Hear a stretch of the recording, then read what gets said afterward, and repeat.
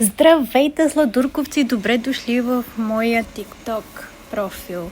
Днес ще почистим дивана ми, който е в един от спалните и не бях го почиствала от 3 години.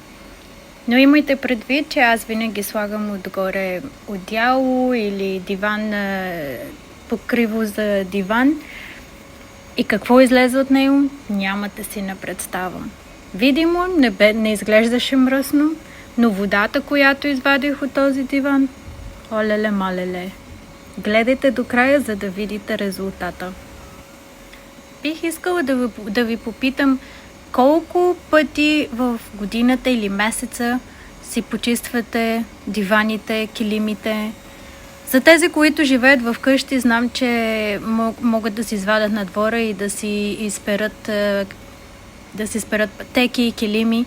Но какво правите с вашите дивани? Какво ползвате, за да са чисти? Бих искала да вмъкна да не обръщате внимание на задния фон. Реших да направя дълбоко почистване на цялата стая и започнах с дивана. Вие колко пъти правите дълбоко почистване?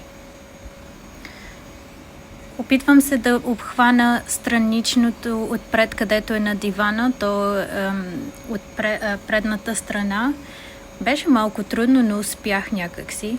Дигнах нагоре половината. Този диван се превръща на спалня.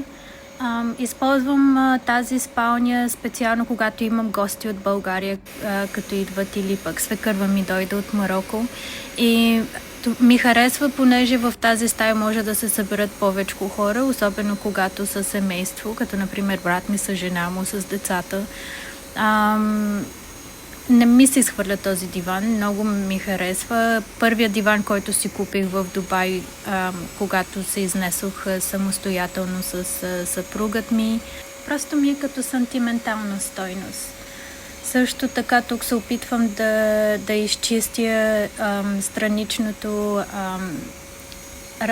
армрест и така изглежда след изчистването на дивана. Повярвайте ми, има голяма разлика. Трябваше да направя едно видео преди да започна, но другия път няма проблем. Погледнете само каква вода. Каква вода! Ужас, ужасявам се. Тук сега изчиствам нещата от самата машина.